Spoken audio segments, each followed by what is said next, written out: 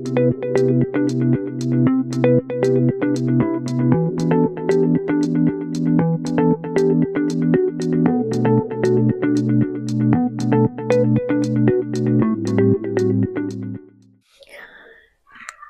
ক্যান্সারের ট্রিটমেন্টের ক্ষেত্রে হরমোন থেরাপির একটা গুরুত্বপূর্ণ ভূমিকা রয়েছে।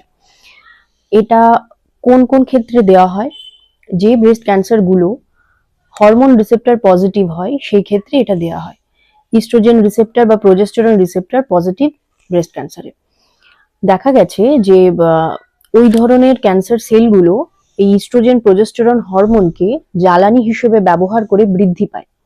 তো এই হরমোন থেরাপির কাজ হলো ওই সেলগুলোতে ইস্ট্রোজেনের প্রভাব কমিয়ে, কার্যকারিতা কমিয়ে ক্যান্সার সেলগুলোকে মারতে সাহায্য করা। তো এটা কোন কোন ক্ষেত্রে দেওয়া হয়?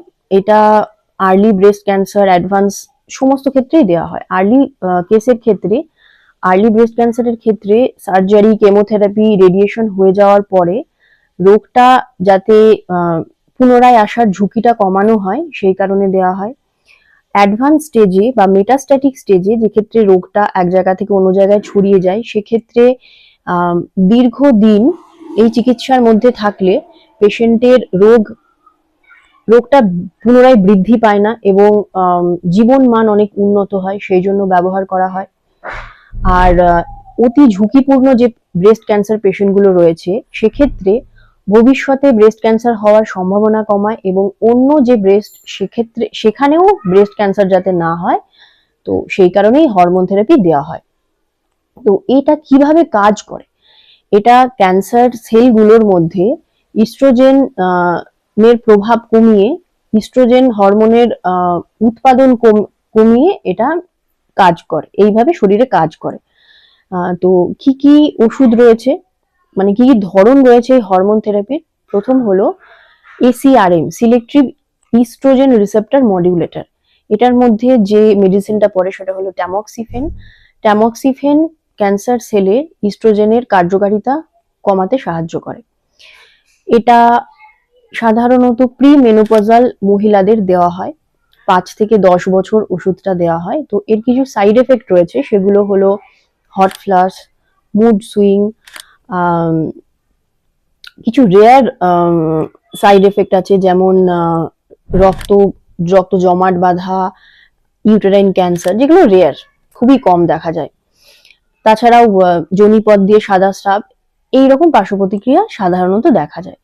নেক্সট যে ধরনটা আছে সেটা হলো অ্যারোমেটেজ ইনহিবিটর। এগুলোর মধ্যে যে ওষুধগুলো পড়ে সেগুলো হলো অ্যানাস্ট্রোজোল, লেট্রোজোল, এক্সামেস্টিন। এই ওষুধগুলো একই রকম 5 থেকে 10 বছর অবধি দেওয়া হয় এবং এর সাইড এফেক্ট গুলো হলো পেশিতে ব্যথা, জয়েন্টে ব্যথা, হাড় ক্ষয় করা, যেটাকে অস্টিওপোরোসিস বলা হয়। এক্ষেত্রে এই ওষুধ চললে নিয়মিত ক্যালসিয়াম, ভিটামিন ডি সাপ্লিমেন্টেশনের প্রয়োজন পড়ে এবং অনেক ক্ষেত্রে বোন মিনারেল ডেনসিটি চেক আপ করারও প্রয়োজন পড়তে পারে। 3 নম্বর রয়েছে ওভারিয়ান সাপ্রেশন থেরাপি। মহিলাদের ক্ষেত্রে ওভারি থেকেই এই ইস্ট্রোজেন হরমোনটা তৈরি হয়। তো কিছু ক্ষেত্রে এই ইস্ট্রোজেন হরমোন তৈরিটাকে বন্ধ করার জন্য কিছু স্পেশাল পদ্ধতি রয়েছে, যেমন ইনজেকশনের মাধ্যমে ওভারির কার্যকারিতা কমানো যাতে ইস্ট্রোজেন হরমোন তৈরি না হয়, বা অপারেশনের মাধ্যমে ওভারি বাদ দেওয়া, বা রেডিয়েশনের মাধ্যমে ওভারির কার্যকারিতা কমিয়ে দেওয়া। তো এই হরমোন থেরাপি